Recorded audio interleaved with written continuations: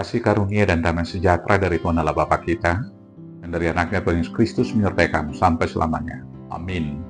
Selamat hari Minggu, Bapak Ibu Saudaraku yang terkasih dalam Yesus Kristus. Dengarkan firman Tuhan hari ini dari Injil Lukas pasal 10, dimulai dari ayat 38 sampai dengan 42, demikianlah firman Tuhan. Maria dan Marta. Ketika Yesus dan murid-muridnya dalam perjalanan, tibalah ia di sebuah kampung. Seorang perempuan yang bernama Marta menerima dia di rumahnya. Perempuan itu mempunyai seorang saudara yang bernama Maria. Maria ini duduk dekat kaki Tuhan dan terus mendengarkan perkataannya. Sedang Marta sibuk sekali melayani. Ia mendekati Yesus dan berkata, "Tuhan, tidakkah Engkau peduli bahwa saudaraku membiarkan aku melayani seorang diri? Suruhlah dia membantu aku." Tetapi Tuhan menjawabnya, "Marta, Marta, engkau khawatir dan menyusahkan diri dengan banyak perkara. Tetapi hanya satu saja yang perlu. Maria telah memilih bagian yang terbaik, yang tidak akan diambil daripadanya." Demikianlah firman Tuhan. Bapak Ibu Saudaraku, jemaat yang terkasih di dalam Yesus Kristus, negara kita Republik Indonesia ini terkenal sebagai negara yang religius. Hal itu ditandai dengan banyaknya agama di negara kita. Agama yang diakui oleh negara ada Muslim, Kristen, Hindu, Buddha, dan Konghucu. Dan masih banyak lagi aliran-aliran kepercayaan, bahkan yang mungkin belum terdaftar di Dirjen Agama kita. Saudaraku yang terkasih, ditandai juga dengan banyaknya hari-hari besar yang menjadi hari libur untuk merayakan perayaan agama-agama yang banyak tadi. Dan kalau tiba hari peribadahan, baik hari Jumat ataupun hari Minggu, rumah-rumah ibadah sepertinya tidak cukup untuk menampung jemaat yang begitu banyak beribadah. Dari fenomena yang ada tersebut, jumlah banyaknya agama, jumlah hari-hari besar untuk merayakan hari-hari besar agama, dan juga intensitas peribadahan secara kapasitas, alangkah bangganya hati kita sebagai orang yang beragama yang disebut negaranya negara yang religius. Tetapi Bapak Ibu Saudaraku yang terkasih, dalam jumlah agama yang tersebut, seharusnya orang-orang Indonesia ini sudah menjadi orang yang kudus, yang tidak melakukan lagi banyak pelanggaran hukum dan dosa-dosa. Seharusnya orang-orang Indonesia adalah orang-orang yang jujur, yang tidak mau korupsi, yang tidak mau berbohong. Seharusnya dengan intensitas peribadahan itu, manusia-manusia Indonesia harus menjadi orang yang sabar satu dengan yang lain. Seharusnya dengan ajaran-ajaran agama yang diterima, orang-orang Indonesia ini harus berlimpah kasih dan sayang terhadap sesamanya, baik lintas agama, baik juga lintas budaya. Seharusnya orang-orang yang Indonesia yang dibesarkan dalam ajaran-ajaran agama yang baik itu haruslah orang-orang yang ramah tamah. Tetapi faktanya Bapak Ibu, apa yang terjadi di negara kita di Republik ini, masih begitu banyak para koruptor-koruptor di Indonesia. Dan anehnya, dari satu rejim ke rejim yang berikut semakin parah. Di zaman Soeharto, di zaman itu korupsi dilakukan diam-diam. Zaman sekarang korupsi itu terang-terangan dan sepertinya sudah tidak lagi menjadi memalukan bagi mereka. Kemudian rakyat negara ini sangat gampang tersinggung, sangat gampang marah, atau dengan bahasa sekarang dikenal dengan perkataan sumbu pendek. Kemudian toleransi beragama masih sebatas wacana. Para pemuka-pemuka agama dan pelanggar-pelanggar hukum tentang kemerdekaan beribadah itu tidak pernah ditindak dengan adil dan benar. Bapak Ibu Saudaraku, apa yang salah? Kenapa terjadi demikian? Saudara-saudaraku, kalau seandainya ibadah itu dilakukan dengan benar, bukankah seharusnya dia mengubah karakter menjadi karakter moral yang lebih baik lagi? Kalau demikian, mungkinkah ada yang salah dengan praktek peribadahan kita? Demikian juga halnya secara khusus di internal kita. Bagi orang-orang Kristen, mari kita coba merenungkan dan mengevaluasi diri. Apakah orang-orang Kristen sudah memiliki karakter moral yang unggul dengan orang-orang yang lain? Apakah kita lebih setia dan lebih hidup kudus di dalam hidup rumah tangga kita? Apakah kita sudah lebih benar dalam menjalankan semua firman-firman Tuhan yang diberikan kepada kita, sehingga kita dapat sabar menghadapi segala sesuatu dalam kehidupan? Apakah kita sebagai orang Kristen juga sudah berlimpah cinta kasih, sehingga kita mau mengasihi siapapun? Apakah kita sebagai orang Kristen mau mengampuni dan tidak terbatas 70 kali 7 kali terhadap kesalahan saudara kita sendiri? Seharusnya kita harus hidup lebih kudus, kita harus hidup lebih jujur, kita harus hidup lebih sabar, kita harus berlimpah cinta kasih, dan kita harus menjadi pemaaf dalam kehidupan. Apabila ibadah-ibadah yang kita lakukan tidak mengubah karakter moral kita seperti yang saya katakan tadi, maka kita perlu melakukan evaluasi. Jangan-jangan ada yang salah dengan peribadahan kita. Melalui kisah Marta dan Maria dalam renungan minggu hari ini, mari kita belajar dari keduanya dan dari pengajaran Yesus, supaya kita dapat memilih bagian yang terbaik, sehingga ibadah kita dapat membaharui kita dan membentuk karakter moral yang seturut dengan karakter moral Yesus Kristus. Dan kisah Marta dan Maria, maka hal itu harus kita lakukan adalah yang pertama, mari kita sediakan waktu untuk Tuhan. Waktu adalah anugerah pemberian Tuhan kepada kita. Waktu itu sangat berharga dan dia tidak bisa diputar balik. Karena itulah manusia memberi harga kepada waktu dengan semboyan. Waktu itu adalah uang atau time is money. Waktu yang berharga itu banyak dipergunakan oleh umat manusia untuk bekerja dan mencari uang, untuk bersantai, bertamasya atau healing-healing. Tetapi ada yang tidak tahu memakai waktu tersebut. Singkatnya, secara umum manusia memakai banyak waktu adalah untuk kebutuhan dirinya sendiri. Sekali lagi, mencari uang sebanyak-banyaknya, bekerja siang dan malam.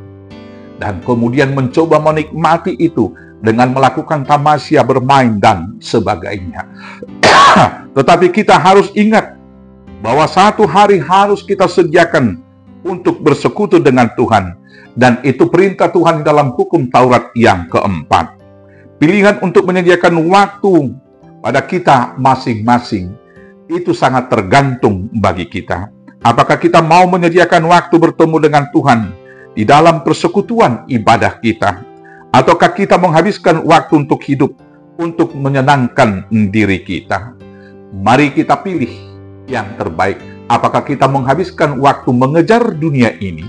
Ataukah kita mau memilih, mempersembahkan, dan mengambil satu kesempatan waktu bersekutu dengan Tuhan di dalam Sabat yang diberikan kepada kita? Demikian juga dalam hidup kebersamaan di tengah keluarga, di tengah persekutuan gereja dan masyarakat. Waktu untuk bersekutu keputusannya adalah pada kita. Apakah kita masih mau mengambil waktu berkomunikasi dengan orang tua kita? Bagi orang-orang yang orang tuanya satu daerah, mungkin sama-sama di perantauan, minimal satu seminggu atau sekali sebulan, masihkah mau bersekutu bersama dengan anak-anak yang lain? Bagi kita yang di perantauan dan orang tua ada yang di Bonapasuhit, masihkah kita mau menyisihkan waktu bertelepon satu kali seminggu atau satu kali sebulan? Soal pemilihan waktunya terserah kepada Bapak, Ibu, Saudara. Saudaraku yang terkasih, Maria mengambil waktu yang sangat berharga itu dengan duduk di dekat kaki Tuhan. Dia mendengarkan dan menyimak Tuhan. Saudaraku, Marta malah memakai waktu itu sibuk mempersiapkan segala sesuatunya. Maka waktu sangat berharga itu lebih berkualitas dipakai oleh Maria. Saudaraku yang terkasih, waktu kita hidup di dunia sangat singkat. Maka pakailah tiap waktu dengan berkualitas. Bersekutu dengan Tuhan, bersekutu dengan orang tua dan saudara-saudara, bersekutu dengan sesama. Jangan terlalu sibuk mencari perkara-perkara dunia ini, karena semuanya itu akan berakhir. Tetapi waktu bersekutu dengan Tuhan, waktu bersekutu dengan orang tua, bersama dengan orang-orang yang kita kasihi, keluarga kita, waktunya sangat singkat. Yang kemudian yang kedua, ketika kita bersekutu, mari kita mendengarkan dan memberikan perhatian. Memenuhi kebutuhan batin. Memberi waktu untuk Tuhan dan melakukan peribadahan adalah baik. Tetapi yang lebih penting dan lebih baik adalah mendengar dan memberi perhatian terhadap segala firman Tuhan. Hal itulah yang dilakukan oleh Maria. Sejak Yesus datang, Maria duduk di dekat kaki Yesus. Dia tekun mendengar dan menyimak perkataan-perkataan Yesus. Sikap dan tindakan Maria ini patut kita tiru, karena Tuhan Yesus yang berkata, tetapi hanya satu saja yang perlu. Maria telah memilih bagian yang terbaik, yang tidak akan diambil daripadanya. Ayat 41. Sikap berdiam diri di hadapan Tuhan, kemudian mendengar dan menyimak sehingga kita mengerti firman-Nya, mengerti kehendak-Nya, adalah sikap yang diinginkan oleh Tuhan. Dengan mendengar, menyimak, dan mengerti, maka firman Tuhan akan membentuk kita menjadi manusia yang baru, yang memiliki karakter moral seperti yang terdapat dalam Kristus Yesus. Maka kita menjadi manusia yang baru, yang membuahkan buah-buah yang baik, yaitu buah-buah roh. Bapak Ibu, yang salah mungkin dengan peribadahan yang kita lakukan adalah kita sibuk mempersiapkan diri untuk KOR, kita sibuk mempersiapkan diri untuk penampilan, kita sibuk hanya untuk mendengarkan khotbah yang enak, kita sibuk hanya untuk mendengarkan puji-pujian yang indah. Tetapi hati kita tidak bermeditasi, hati kita tidak kita buka, telinga kita tidak kita buka, pikiran kita tidak menyimak, kita tidak datang merenung untuk mendengar sabda Tuhan. Saudaraku yang terkasih, ibadah-ibadah yang kita lakukan dalam gereja mainstream adalah ibadah yang meditatif, ibadah-ibadah yang kontemplatif. Mari kita lebih banyak menyimak, mendengarkan Tuhan, bukan menyibukkan diri dengan banyak-banyak perkara di dalam peribadahan kita. Yang kemudian, yang ketiga, dari teladan dan pengajaran firman hari ini yang mau disampaikan kepada kita adalah jangan berhenti melakukan kebaikan. Bapak Ibu Saudaraku yang terkasih, kesibukan Marta dengan keramatamahannya, dengan mempersiapkan makanan dan segala sesuatu yang perlu tentang itu, tentu adalah baik. Dan Tuhan Yesus tidak melarangnya. Yang membuat kemudian itu menjadi kurang baik dan ditegur oleh Tuhan adalah sikap Marta yang kemudian terganggu oleh Maria, yang sedari Tuhan datang, dia duduk dekat kakinya, menyimak dan mendengarkannya. Kemudian dia terprovokasi dan mungkin merasa iri. Maka dia datang kepada Tuhan Yesus, Tuhan, tidakkah engkau melihat saudaraku yang duduk saja dan membiarkan aku mengerjakan segala sesuatunya sendiri? Saudaraku yang terkasih, Marta terganggu dengan adiknya, dan kemudian dia mungkin merasa sendiri, dan dia mau berhenti untuk melakukan kebaikan-kebaikan itu. Dalam kehidupan persekutuan di tengah keluarga, demikian juga di tengah gereja dan masyarakat, bisa saja hal ini terjadi. Mungkin kita merasa sendiri yang melakukan kebaikan-kebaikan, sehingga kita mungkin merasa tidak diperhatikan oleh orang lain, tidak diapresiasi, tidak dipuji. Saudara-saudaraku, jangan pernah berhenti melakukan yang baik karena orang lain tidak melakukannya. Jangan pernah kita melakukan hal-hal yang baik karena semua lagi melakukan hal-hal yang baik tersebut. Tapi biarlah semua hal yang kita lakukan dalam kebaikan di tengah keluarga, di tengah-tengah gereja dan masyarakat kita lakukan itu karena didorong firman Tuhan yang hidup di dalam hati kita. Maka sekarang saudaraku yang terkasih, pilihlah kehidupan, pilihlah yang terbaik, yaitu pertama sekali, dengarkanlah firman Tuhan sehingga batinmu dibaharui. Yang kedua, mari kita senantiasa diperbaharui semangat Kristus dengan firman yang kita terima. Dan yang ketiga, tetaplah berbuat baik, bahkan ketika orang lain tidak ada lagi yang mau berbuat baik. Selamat memilih yang terbaik, selamat memilih kehidupan. Tuhan Yesus memberkati. Amin. Kita bersatu dalam doa. Terima kasih Bapa yang baik atas firman yang kami dengar.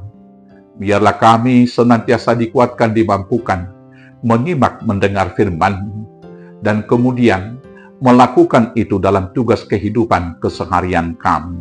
Sehingga kami dikuatkan, dimampukan memilih yang terbaik, dan tetap hidup bersaksi untuk kemuliaan Tuhan. Di dalam nama Yesus Kristus, Tuhan Juru Selamat kami yang hidup. Amin. Selamat hari Minggu, Tuhan Yesus memberkati. Horas, horas, horas.